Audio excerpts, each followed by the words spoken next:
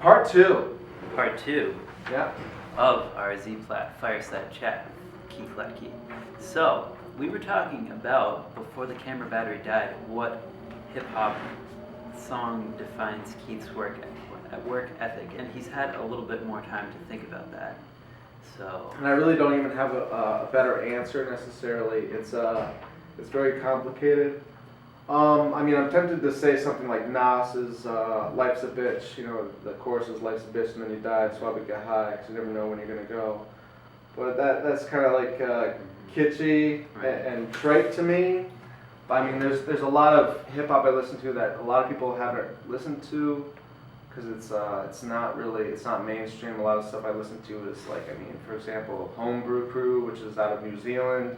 I listen to Nujabes out of Japan. I listen to De La out of France. I listen to Pat D and Lady Paradox out of the UK. So it's kind of hard to define a song. yeah. Do you ever listen to anything as mainstream as Earl Sweatshirt? Earl Sweatshirt, I'm not familiar. He's part of Odd Future. Okay. And I'm not sure what that is. he's one of those, I guess, like, my friend showed me this rap music video one time, and it was just like one of those really angry ones, like, I'll put a brick in your face if you don't pay me for the blow that I've just, you know.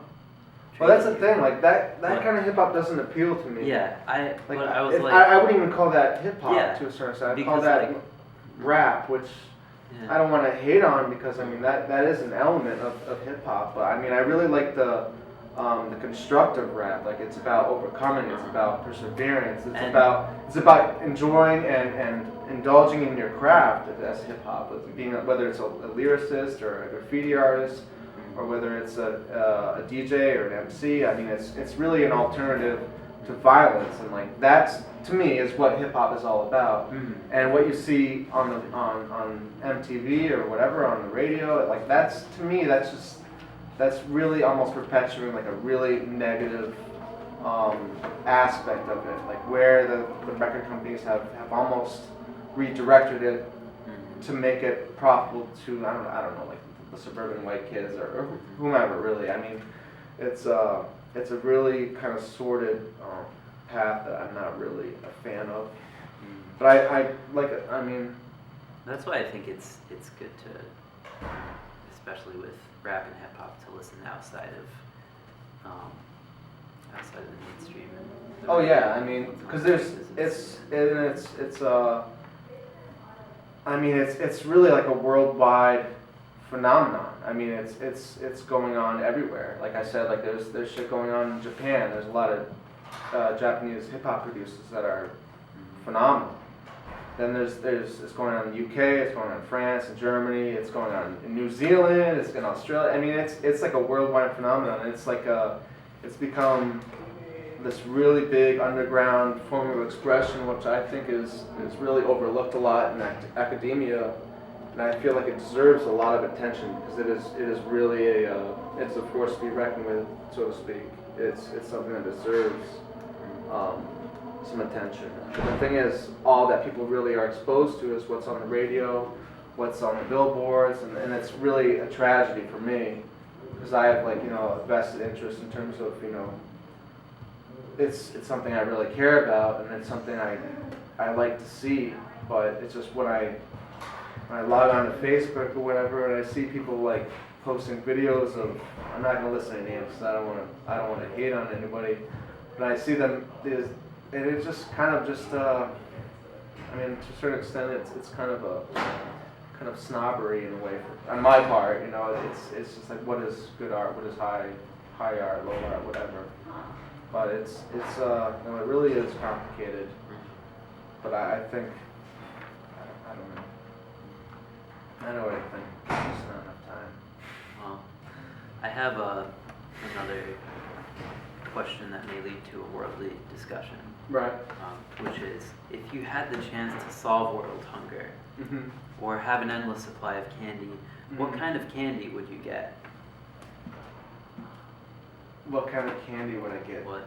That's like a. Because we all know, like, no one's solving world hunger if you can have like a bottomless bag of M&Ms. Well, I feel like it's kind of easy to solve world hunger, but no one's willing to do it. So I mean, not without getting like very political. I mean, that question is almost like facetious of world hunger. It's or facetious toward world hunger. I feel like it kind of makes a mockery of the idea. I'm not trying to like just like throw your question out the window, but I feel like that's like, I don't know, like if, I don't want to make a comparison because my comparisons are normally like ridiculous. But I'm not gonna answer that question. Okay. Sorry. We have a pleading the fifth here. Yeah, I'm pleading the fifth on that one. I'll take it. So next, a writing type question. What's your least favorite word? My least favorite word? Yes. I remember seeing that on the email you sent out. What's my least favorite word? Probably.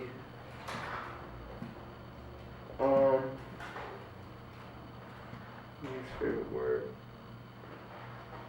I like every word, man. Every word is kind of nice.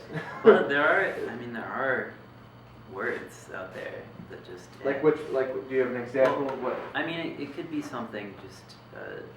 A lot of people say moist. I think that's the most popular one. Just okay. It's so gross. Okay. Or with me, I would have to say literally because I just hate how. Okay. How I know. been Right. bastardized, and it's just like I don't know.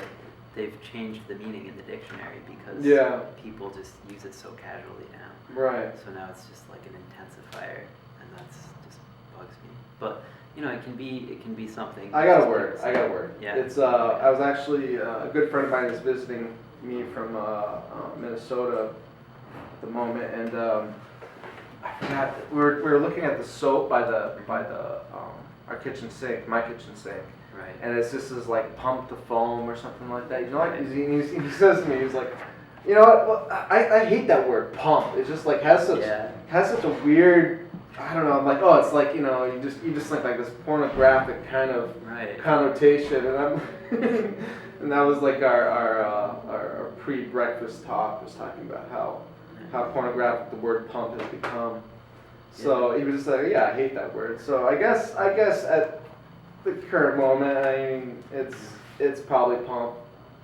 Pump is kind of a funny word. I mean, just the connotation of pumping.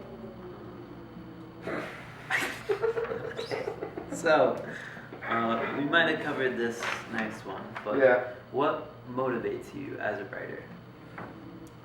Well, this is a question I was afraid of being asked. Was like, what inspires you? Good. So it's and even though like I've been anticipating this question the whole time, it's like I won't be able to give you a clear answer. Like I don't know whether it's like it's an extension of ego or whether it's vanity. I mean, in terms of like creating art, Okay. Like I don't know whether it's one or the other or if it's both. And I mean, there's this thing I used to say, like half jokingly and half serious. It was that nothing is more motivating or inspiring than the fear of disappointment, the fear of failure and thus disappointment. But I don't really know what the fuck that means. I don't even know if that's something that should be taken seriously or whether it's like kind of a joke. But I mean, what really motivates me to a certain extent, and a lot of times, just I enjoy making people laugh. Not necessarily making them think. I mean, that's just kind of a bonus. I mean, but by making them laugh, you make them feel something, and that's kind of enough for me at the moment. I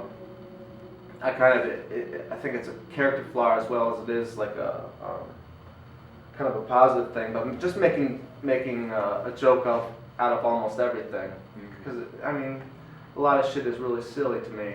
And I mean, like I went to pick my friend up at the airport in Burlington, and I was driving on I-89 north, and we missed the exit. So that means we ended up in Canada. Wow. Yeah. You just went right to the border. Well, we got to talking. I haven't seen this cat in a long time, so So we were just talking. We were talking about life, where we've been, what we've been doing, and we just passed the exit, and like before we know it, it's like border. You know, so we go to the border, and I'm trying to explain to this guy, and like, oh, you know, we just didn't get off the exit. I mean, the guy's like totally serious. Yeah. Totally serious. And I wasn't really, I don't know. I just had a really hard time taking him seriously. I don't know really how we really got here. I mean, in both situations, Yeah. this interview and in that situation. So explaining to him like how we got here, and like he's like, where do you live? He's like, oh, I'm just visiting, my friend says. He's like, no, the question was, where do you live? And I'm like, what the fuck? This guy's a dickhead. Why is he being so? I mean, it's Canada. Who's trying to smuggle anything into Canada? You know, it's everything coming here. You know. Yeah. I mean, that's just my opinion. But yeah, what inspires me, I don't know. It's kind of almost probably something subconscious I don't really have access to, or maybe that's just a cop out. I'm not really sure, which is more legit. Oh boy. So the last one, Mm-hmm. possibly requiring the most thought of all, is unicorn or narwhal. I don't know what a narwhal is. Is that like a whale with a thing? Yeah. Like a. Yeah, it's the Thing on unicorn it? of the sea. The unicorn that actually Okay. exists. So would I rather be a unicorn or a narwhal?